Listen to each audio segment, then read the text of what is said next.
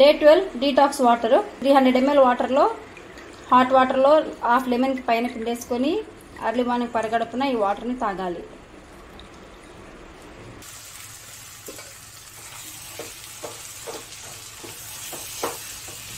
ఒకసారి బాగా ఇలా కలుపుకుందాము. అలాగే ఈ పప్పుతో పాటు మనం మునక్కాయలు కూడా ముందు ఉడకబెట్టి పెట్టుకున్నాం కదా, ఈ మునక్కాయలను కూడా యాడ్ చేద్దాం. ఒకసారి బాగా మిక్స్ చేసుకుందాం.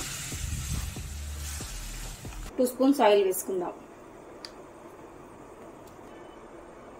ఆయిల్ వేడెక్కింది. ఆయిల్లోకి కొంచెం ఆవాలు అలాగే కొంచెం జీలకర్ర వేసుకుందాం. ఇందులోకి సన్నగా కట్ చేసి పెట్టుకున్న ఆనియన్స్ వేసుకున్నాం. ఆనియన్స్ బ్రౌన్ అయ్యేంత వరకు బాగా వేయించుకోవాలి. ఆనియన్స్ వేగాయి కదా, ఈ ఆనియన్స్ లోకి కొంచెం అల్లం పేస్ట్ వేసుకుందాము. పచ్చివాసన రాకుండా ఉండేంత వరకు వేయించుకుందాము.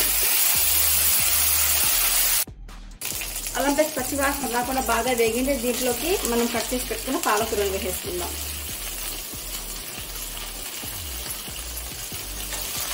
పాలకూర మెత్తబడేంత వరకు లో ఫ్లేమ్ లో పెట్టుకొని కలుపుకుంటూ బాగా వేయించుకోవాలి. పాలకూర వేగింది కదా, ఈ పాలకూరలోకి రుచికి సరిపడా సాల్ట్ వేసుకుందాము. అలాగే ఒక చిటికెడు పసుపుని వేసుకుందాం. ఒకసారి బాగా మిక్స్ చేసుకుందాము.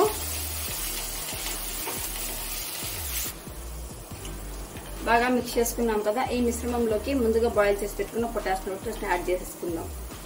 ఇలా బాల్ లాగా చేసుకుంటే మనకు బాల్స్ వస్తాయి. ఇదే సున్నుండండి. చూడండి, tasty and healthy సున్నుండ ready.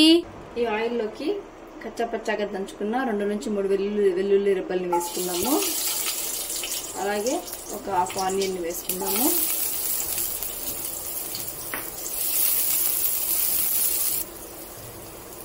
Onions వెల్లుల్లి 2 నిమిషాలు వేయించుకున్న తర్వాత దీంట్లోకి పెద్ద సైజ్ కట్ చేసుకున్న ఒక టమాటోని యాడ్ చేసుకుందాము.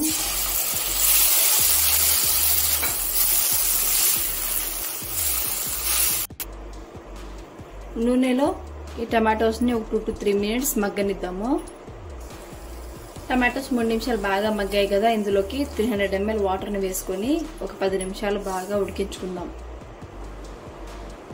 టమాటా బాగా ఉడికింది కదా, ఈ మిశ్రమాన్ని చల్లారబెట్టుకుందాం. మనం బాయిల్ చేసి పెట్టుకున్న టమాటోస్ చల్లారాయి కదా, ఇప్పుడు మిక్సీ జార్లోకి వేసుకొని మిక్సీ పట్టేసుకుందాం. చూడండి, ఇలా పేస్ట్ చేసుకున్నాం కదా, ఈ మిశ్రమాన్ని మళ్ళీ అదే కడాయిలోకి వేసేసుకొని దీంట్లోకి ఒక 100 ml వాటర్ యాడ్ చేసుకుందాము. ఈ మిశ్రమాన్ని బాగా బాయిల్ అవనిద్దాం.